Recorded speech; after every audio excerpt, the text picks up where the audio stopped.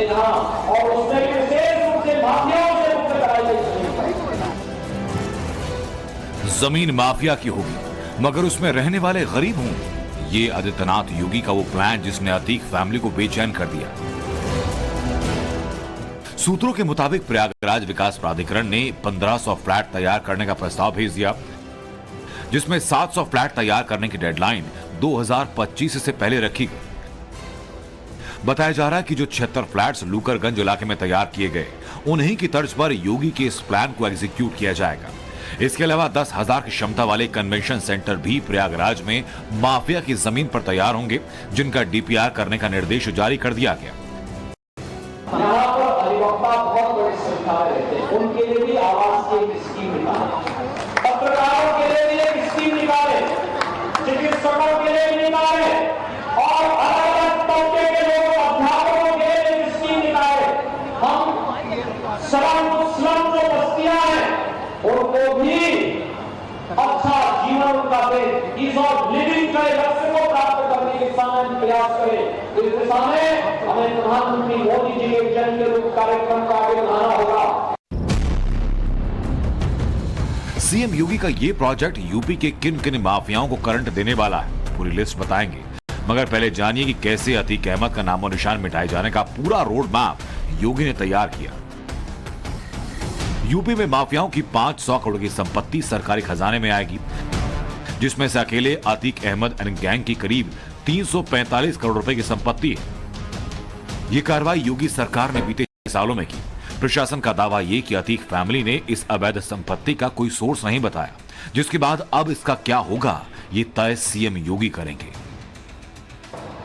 याद करिए, ये वही प्रदेश है जहां 2017 के पहले गरीबों की भूमि पर, व्यापारियों की भूमि पर, सरकारी भूमि पर कोई भी माफिया, कोई भी दबंग आकर के कब्जा कर लेता था, गरीब देखता रहता था। लेकिन अब उन्हीं माफिया और दबंगों से छुड़ाई गई भूमि पर गरीबों के लिए आशियाना बन रहे हैं, अच्छे भवन बन रहे हैं, या अपने आप एक महल में। अतीक अहमद के अवैध कब्जे से छुड़ाई गई जमीन पर तैयार 76 फ्लैट्स महज शुरुआत है। पीडीए का दावा ये करीब 50 से ज्यादा ऐसी जगह हैं जिन्हें कब्जा मुक्त कर लिया गया, जिन्हें अतीक ने या तो जबरन या डरा धमकाकर कम दामों में अपने नाम में लिखा लिया था। इनमें से झूसी में 128 करोड़ की वो जगह जहां कोल्ड स्टोरेज को ध्वस्त किया गया, करेली में 18 प्लॉट जिनकी कीमत 10 करोड़ रुपए, कसारी मसारी में पुश्तैनी मकान कीमत करीब 6 करोड़ रुपए, धूमनगंज इलाके में 150 बीघा जमीन जिसकी रकम करोड़ों में, देवघाट झलवा में अशरफ के कब्जे वाली जमीन जिसकी रकम 7 करोड़ रुपए। अतीक अहमद की प्रयागराज में ही करीब 2000 करोड़ की संपत्ति है जिस पर एक्शन लिया जा चुका है और माना जा रहा है कि इनमें से बहुतों पर मकान तैयार किए जाएंगे। पीडीए की प्लानिंग के मुताबिक पीएम आवास योजना के तहत नैनी में 400 फ्लैट्स, झूसी में 500 फ्लैट्स का निर्माण होना है और इसी तरह झलवा में 300 फ्लैट, चकिया, फाफामऊ और सुलेम सराय में 100 फ्लैट बनाने की तैयारी है।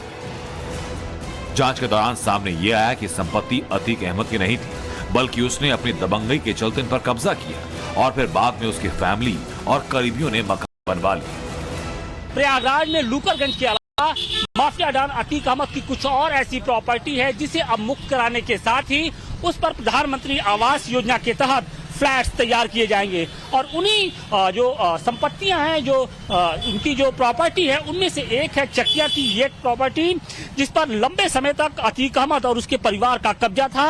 लेकिन 3 साल पहले योगी सरकार ने उस कब्जे को मुक्त कराया और बाकायदे अब यहाँ पर यह आदेश साफ तौर पर लिख दिया गया है कि उत्तर प्रदेश गिरोह बंद एवं समाज विरोधी क्रिया के तहत इसको एक तरीके से जब्त कर लिया गया है, कुर्क कर लिया गया है। और अब कहा यह जा रहा है कि यहाँ पर आने वाले दिनों में इस प्रॉपर्टी पर बाकायदे प्रधानमंत्री आवास योजना के तहत गरीबों और जरूरतमंदों के लिए फ्लैट तैयार किए जाएंगे। अतीक अहमद का घोषित तौर पर आर्थिक साम्राज्य 11,000 करोड़ से ज्यादा का, इनमें 1700 करोड़ की संपत्ति बीते 3 सालों में मिट्टी में मिल चुकी है। इसके अलावा प्रयागराज में 50 करोड़, लखनऊ में 20 करोड़ और नोएडा में 30 करोड़ की अवैध संपत्ति की पहचान ईडी ने कर ली और कार्रवाई जल्द की जाएगी। माना जा रहा है कि माफिया की इस जमीन पर भी प्रयागराज की तरह आशियाना बनाया जा सकता है और ये प्रोजेक्ट यूपी के हर जिले में चलाया जा सकता है। मैं इस अवसर पर सभी विकास प्राधिकरणों से कहूंगा, वे भी अपने माफियाओं से छुड़ाई गई जमीनों पर ऐसे गरीबों के लिए आशियाना बना करके भव्य आयोजन माननीय जनप्रतिनिधियों की उपस्थिति में करवा करके और गरीबों को उनका अधिकार देने का कार्य करेंगे तो यह लोगों के मन में एक नया विश्वास पैदा करेगा। सीएम योगी ने जिस लकीर को खींचा वो अपने आप में मिसाल है। माफियाओं की जमीन पर इमारत बनाने की बात तो दूर, सरकारों ने उसे जब्त करने की कोशिश भी नहीं की थी। मगर योगी ने यूपी को माफिया मुक्त बनाने के साथ साथ उनके नामो निशान को मिटाने का संकल्प लिया और यही वजह कि उनके इस ऐलान से अतीक एंड फैमिली के बाद मुख्तार को जोरदार करंट लगा। जेल में बैठा मुख्तार ये सोचकर परेशान है कि उसकी 586 करोड़ की जिस संपत्ति को जब्त किया जा चुका है, क्या उस पर भी इसी तरह के गरीबों के लिए फ्लैट बनेंगे? क्योंकि गाजीपुर, आजमगढ़, मऊ, लखनऊ और वाराणसी में भी अब ऐसी बेनामी प्रॉपर्टी हैं जो मुख्तार ने दबंगई के चलते हासिल की थी।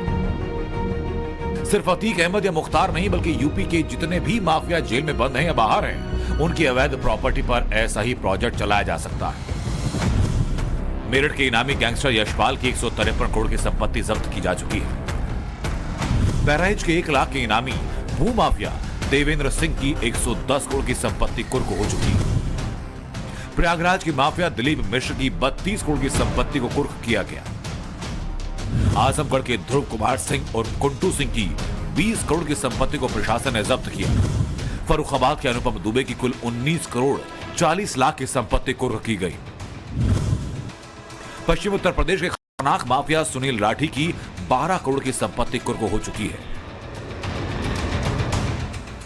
2024 के चुनाव से पहले योगी सरकार ने जिस तरह गरीबों को आशियाने दिए और आगे की तैयारी कर रही है, उससे न सिर्फ माफिया बल्कि विपक्षी भी परेशान है। भारतीय जनता पार्टी की सरकार हर चीज को इवेंट बनाना जानती है।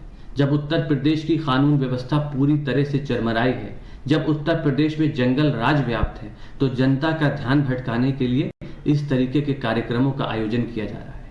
उत्तर प्रदेश के बड़ी दलित नेताओं को गोली मारी जाती है, भारतीय जनता पार्टी के सांसद पुलिस को मारते हैं और बदले में पूरा थाना ट्रांसफर हो जाता है। अन्य कई राज्य सरकारें भी अब इससे प्रेरणा लेंगी, पहल करके ऐसे ही इस मार्ग पर चलेंगी, क्योंकि उत्तर प्रदेश तो राह दिखाने वाला राज्य है और उत्तर प्रदेश ने कई ऐसे काम किए हैं जिसको बाद में लोगों ने फॉलो किया है। उत्तर प्रदेश में तो ये अभियान लगातार जारी रहेगा। आज प्रधानमंत्री नरेंद्र मोदी जी के सपनों को साकार करते हुए हर घर व्यक्ति पक्का घर मिले और पक्के घर में तमाम तरह की सुविधाएं उसको मिले, ये जो प्रधानमंत्री जी का संकल्प है उसको आज योगी आदित्यनाथ जी अक्षरशः लागू करने का काम कर रहे हैं।